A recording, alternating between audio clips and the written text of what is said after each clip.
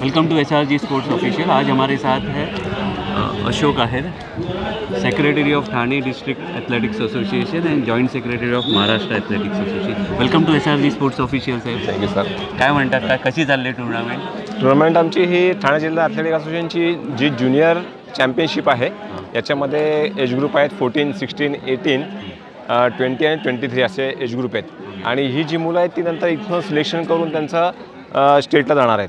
महाराष्ट्र राज्यात ती आता ती 2 सप्टेंबर ते 5 सप्टेंबर अशी ती पुणे बालेवाडी येथे होणार आहे. तर त्यासाठी आम्हाला ही स्पर्धा घ्यावी लागते ती. त्याचप्रमाणे जशी आता मागे एक सिनियरची पण झाली स्पर्धा. सिनियरची जी स्पर्धा झाली त्याच्यामध्ये डिस्ट्रिक्ट होऊन नंतर स्टेटला मुलं गेली, स्टेटवरून नंतर मग नॅशनलला आपल्याकडे 2 मुलं गेली होती नॅशनलला आपल्याकडनं. त्यातला एक हर्ष राऊत म्हणून मुलगा होता, तो 4था बसला याच्यामध्ये 100 मीटरला. आणि रिलेटिव्हला आपली एक मुलगी होती चार्वी म्हणून. नंतर आता अशा वर्षातनं आपल्या जवळजवळ 5 ते 6 स्पर्धा होत असतात. नंतर आपली सब ज्युनियर पुढे असणार आहे, ती साधारणतः जानेवारी फेब्रुवारीच्या दरम्यान असणार आहे ती त्यावेळेस. आणि नंतर क्रॉस कंट्री देखील असतेच. क्रॉस कंट्री आमची नोव्हेंबर डिसेंबरला होईल क्रॉस कंट्री. क्रॉस कंट्रीतनं पण ह्या सगळ्या ज्या स्पर्धा असतात, या स्पर्धांमधनं मुलं ही राज्यावर जातात. राज्यावरनं मग ती राष्ट्रीय पातळीवर खेळतात. आणि स्पोर्ट्समधनं ज्यांचं टॅलेंट ज्या मुलांचं असं आहे त्या मुलांना मग बाकीच्या आता साईनी बऱ्याचशा गोष्टी आणलेल्या आहेत. मग government through sports authority of इंडियाने, तर त्या स्पोर्ट्स ऑफ इंडियातर्फे मग ह्या मुलांना स्कॉलरशिप वगैरे दिली जाते. कारण की खेलो इंडिया वगैरे तुम्हाला माहीत असेल होतं. त्या खेलो इंडियातनं ज्यांना मिळालं असतं अशा मुलांना स्कॉलरशिप देते.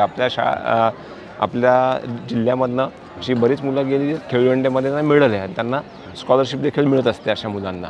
तर आपण आणि आमचा महत्त्वाचा मोटिव्ह असतो की बाबा आपल्या ठाणे जिल्ह्यामध्ये जास्तीत जास्त मुलांनी ॲथलेटिक्स करावं, असा आपला मोटिव्ह असतो. त्यातनं त्यांना फायदा व्हावा. आता स्पोर्ट्सकडे फक्त एक एन्जॉयमेंट म्हणून बघितलं जात नाही, तर स्पोर्ट्समध्ये हल्ली करिअर म्हणून पण लोक बघायला लागलेले आहेत. आणि ह्या करिअर म्हणजे असं मुलांना आता यातनंच नोकऱ्या मिळतात चांगल्या चांगल्या. आता गव्हर्नमेंटची नवीन योजना आहे, सगळ्यांना तुम्हाला माहीत असेल की तुम्ही जर आंतरराष्ट्रीय स्तरावरती जर तुम्हाला मिळत असेल, तुम्हाला डायरेक्ट अपॉइंटमेंट असते क्लास 1 ऑफिसरला. आता क्लास 1 ऑफिसरला आपल्या इवन नवी मुंबईला पण ललिता बाबर म्हणून आहेत, ऑलिम्पियन आहेत, त्यांची डायरेक्ट अपॉइंटमेंट झालेली आहे.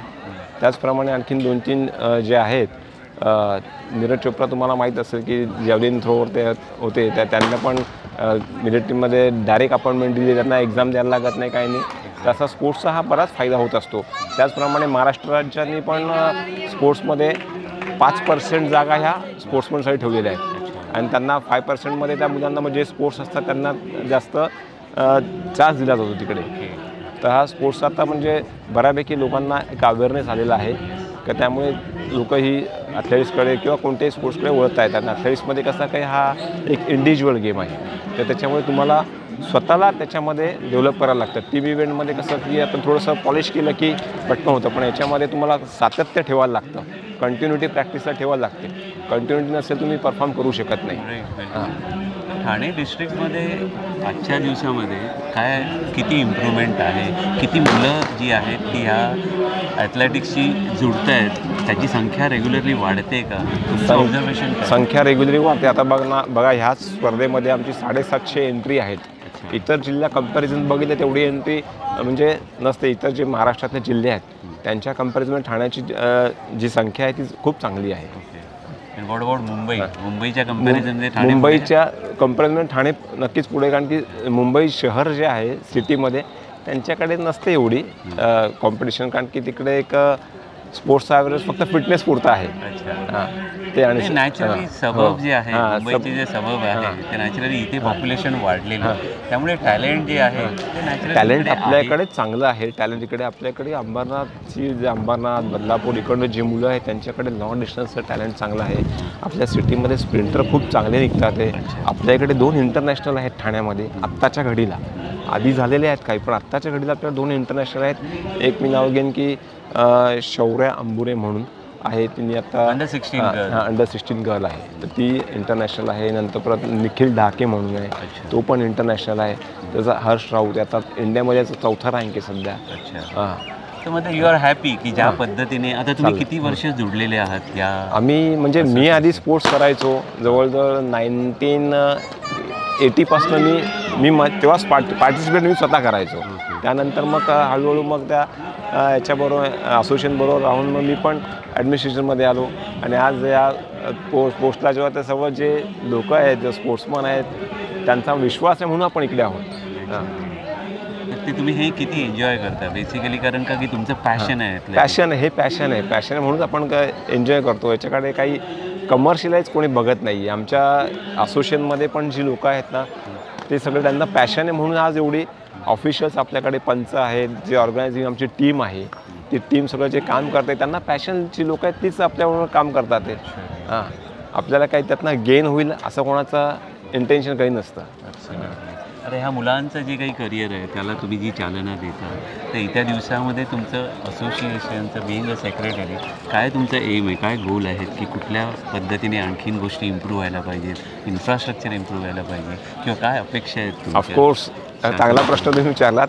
आपल्या ठाण्यामध्ये इन्फ्रास्ट्रक्चरसाठी म्हणजे स्टेडियममध्ये ठाण्यामध्ये फक्त एकच असं आहे की आपल्याकडे जे हे स्टेडियम आहे, पण इकडे फॅसिलिटीचं बाकीच्या कम्पॅरिझन टू पुण्यामध्ये बघा 5-5 सिंथेटिक ट्रॅक आहे पुण्यामध्ये. आज ठाणे जिल्ह्यामध्ये फक्त हा मुंब्राला एकच आहे. तिकडे फॅसिलिटीज तशा ज्या हव्या आहेत मुलांना त्या मिळत नाही आहे. आणि we are talking about basic facilities, not like right. हो, तर त्या हव्या त्या फॅसिलिटीज मिळत नाही का इकडे.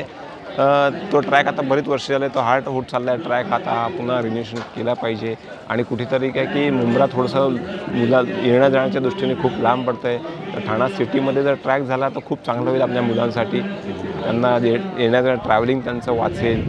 जी ठाणा जिल्ह्याची स्पर्धा आपण कंडक्ट करतो त्याच्यामध्ये ज्या बरंच म्हणजे थोडी मॅनपॉवर थोडीशी एक्स्ट्रा लागते ती कमी लागेल तिकडे. अशा सगळ्या गोष्टींमध्ये खूप फायदा होईल जर सिटीमध्ये ट्रॅक झाला तर 400 मीटरचा.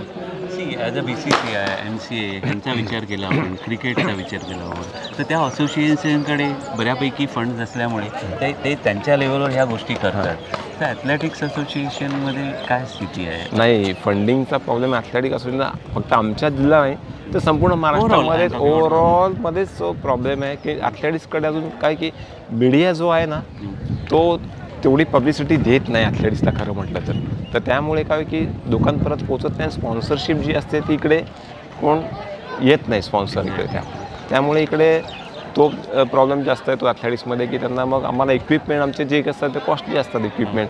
आता समजा जे हायजम्प तुम्ही बघितलं असेल, हायजम्प चालते, हायजम्पची मॅटच जवळ 3.5-4 लाखाची मॅट असते ती, 4-1 लाखाची. सिंथेटिक ट्रॅक म्हटलं तर तो क्रोर्समध्ये जातो. तो 4-4.5 कोटीचा तो ट्रॅक सगळं म्हणजे त्याच्यामध्ये येतं. ट्रॅक असतं किंवा इक्विपमेंट असतील, आणखीन त्याला काही स्टँड्स लागतात, ह्या गोष्टी सगळ्या तर 5 ते 10 कोटीपर्यंत सगळं जातं त्या अशा गोष्टी. आणि तेवढं मग पैसा तेवढा मिळत नाही तेवढा. स्पॉन्सर वगैरे असले चांगले मोठे आता रिलायन्सचं स्वतःचं आहे त्यांचं स्टेडियम स्वतःचं सगळं आहे. रिलायन्स अडॉप्ट पण करतात आणि त्यांच्याकडे पैसे आहेत. तर असोसिएशनकडे तेवढे पैसे नसतात आणि त्यामुळे तो प्रॉब्लेम येत असतो. पण तुमची अपेक्षा हीच आहे की नॅचरली प्रत्येक स्पोर्टला ज्या पद्धतीने बॅक केलं जातं त्या पद्धतीने जे आहे हे सगळं टोटल ॲथलेटिक्स असोसिएशन्सना पण मीडियाने ॲट द सेम टाईम जे काही ऑथॉरिटीज आहेत, गव्हर्नमेंट ऑथॉरिटीज, त्यांनी जे आहे की डेफिनेटली सपोर्ट करा ही आपली अपेक्षा आहे. आपण सर अतिशय चांगलं काम करताय ते तुम्ही कंटिन्यू राहा. आणि मला वाटतं काय की यश हे पुढे आहेच आहे. तर SRG स्पोर्ट्स ऑफिशियल तर त्यातर्फे आपल्या सर्वांना शुभेच्छा. आपल्या धन्यवाद सर.